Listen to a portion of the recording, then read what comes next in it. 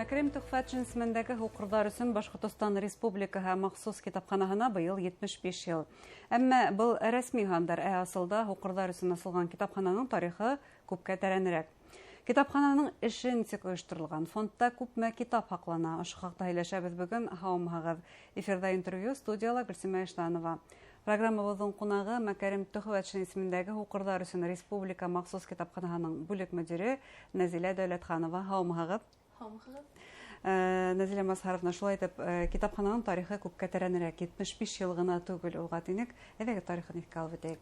Әйе, махсус китапхананың тарихы бик бай һәм бик тәрән.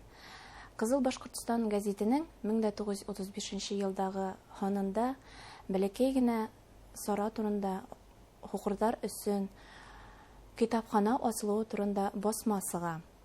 Вакыт үтә, ямәгать укырдар хөрөләренә игътибарлырак булырга кирәк була һәм Өфе калаһының халыкара бүлеге фондтарды үз биләһенә күсерә һәм укырдар өчен 18нче яңа кала китапханаһы асыла. Ул вакытта Бакунин урамында була. Бәләкәй генә 8 метрлы 2 бүлмә биләй. Һуңыннан уның мәйданы орта 25 метр тирәһен була. Фондтар да орта, әйе. Әмма китапхана вакыты әкренләп бара. Бөек Ватан хугышы үтә, Бөек Ватан хугышыннан фронттан күрү һәләтен югатканнар кайта. Улар үзләре яшь, энергиялары күп. Улар укырга, яшәргә, ямагатькә кирәк булуларын кирәк әсбаплыйлар һәм китапхана шу уңае 1949 елда 193 буйрык буенча 18нче китапхана без Башкортстан Республикаһының махсус укырдар китабы дип үзгәртелә. Ягъни республика дигән статус бирелә. Республика статусы бирелә. Республика статусына бүгенге көндә 75 ел. Әмма китапхананың тарихы әйтмәшләй бигрәк зур, 35 елдан башлап әйтергә була. Әлеге көндә китапхананың үз филиалы бар, Белорет, Бәләбәй, Стәрлетамак калаларында. Һәм республиканың төрле районнарынан был китапханаларда фонд менән китапханала хакланган китаптар белән танышырга мөмкин. Әйдәгез фонд турында ла мәгълүмат биреп китәйек. Баймы фонд республика китапханаһының? Махсус китапхананың фонды бик бай. Әлеге көндә фонд 280 меңдән артык ярыкландырылган форматта китаптар тәшкил итә. Был брайль шрифты, кабарынкы шрифт менән бастырылган китаплар, тавышландырылган аудио китаплар, аудиокассеталарда һәм флеш-карталарда. Шулай ук бәләкәй кечкенә укучыларыбыз өчен тактиль кулдан эшләнгән китаптар бар. Ул китаптар фонды 200дән артык. Тактиль китаптарның фонды. Нисек баетыла был фонд? Кайдан нисек китаптар табаһыгыз, кайдан кайтарыла? Китаптарны федераль издательстволардан алабыз һәм үзебезнең Тифло нәшрият бүлегендә башкорт телендә брайль шрифты белән бастырабыз. Брайль шрифты белән, кабарынкы шрифт белән, кабарынкы рәсемнәр белән. Шулай ук тактиль рукодельный китапларны да без үзебездә эшләй алабыз. Китапхананың тотыш үзенең типографияһы бар.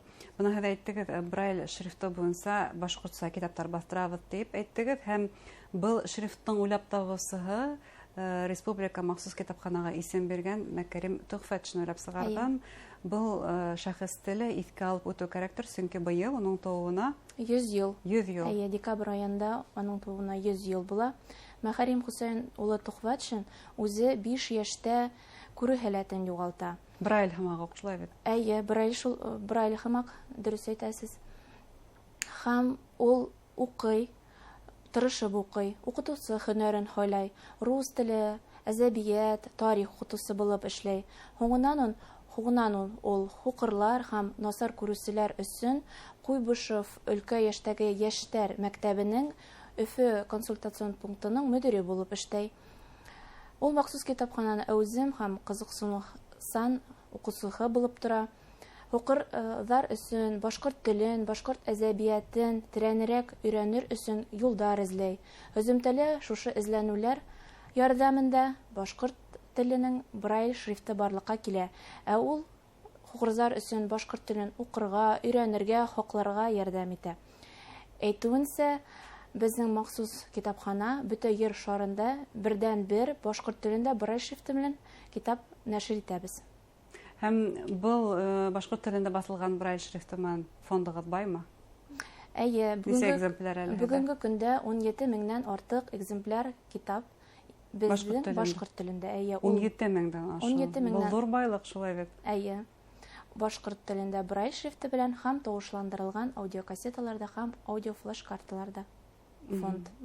Һәм Брайль шрифтына китапхана хезмәткәрләре үзләре тәрҗемә итә. Махсус программалар Брайль шрифтына тәрҗемә ителә һәм махсус принтерда, брайлевский принтерда нәшрият ителә. Әмма Тифло нәшрият бүлегендә редакторлар бар. Улар программалар корректировать итә һәм редактировать итәләр. Ягъни хатаһы булган өчен барында тикшереп баралар. Әйе. Аңлашыла, был ничәнче елларда уйлап сыгарылган башкорт Брайль шрифты?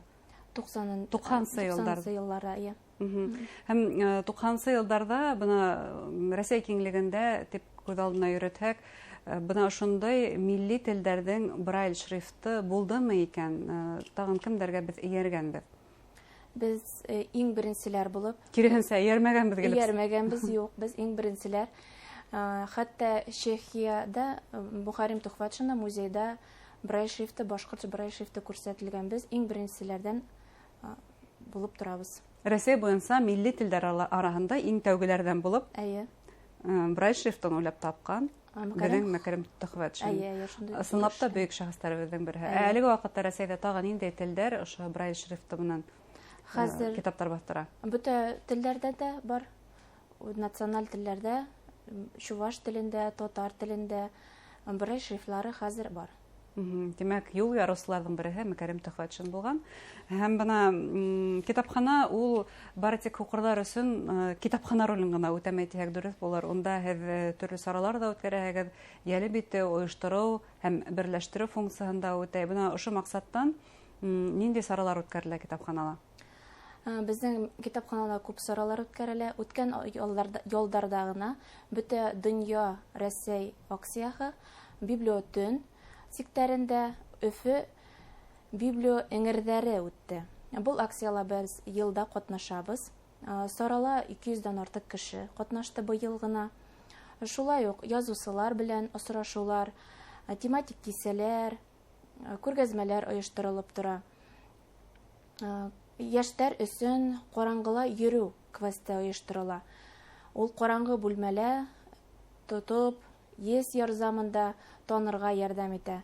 Күбрәк хукырларның яшәүләре турында аңларга ярдәм итәргә, ничек аларга ярдәм итәргә шушы квест оештырылган. Шулай ук бәлки кечкенә укучыларыбыз өчен иҗади конкурслар үткәрелеп тора елда.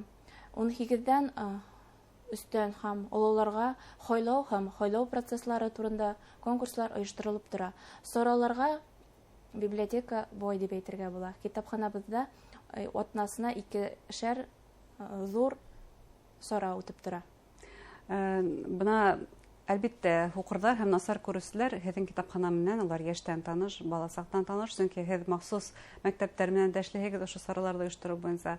Әйтик, бына өлкән яшьтә, урта яшьтәрдә күрү һәләтен югалткандар, укыргандар өчен һез ничек ярдәмгә киләһегез? Бына һез Бөек Ватан сугышы ветераннарын искә алдыгыз.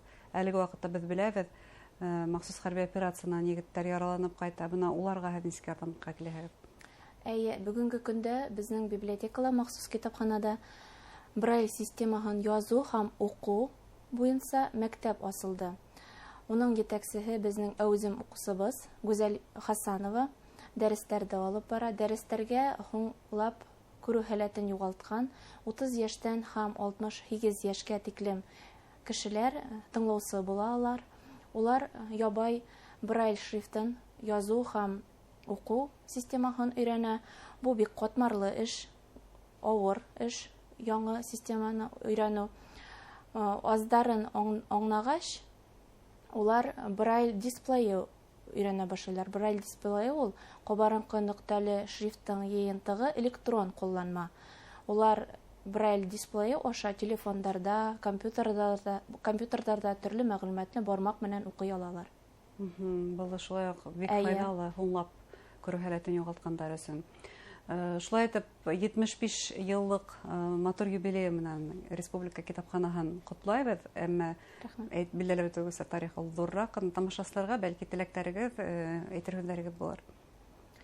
Китаптар укыгыз, гаиләгез белән бергә булырга, тыныс булырга, дөньялар тыныс булсын, китаптарны онытмагыз, китаптары гел сезнең дустарыгыз булып калсын. Зур рәхмәт әңгәмәгез өчен. Хөрмәтле тамашачылар, безнең студиябызның кунагы Мәкәрим Төхфәтшин исемендәге Һукырдар өчен республика махсус китапханаһының бүлек мөдире Нәзилә Дәүләтханова булды. Игътибарыгызга зур рәхмәт.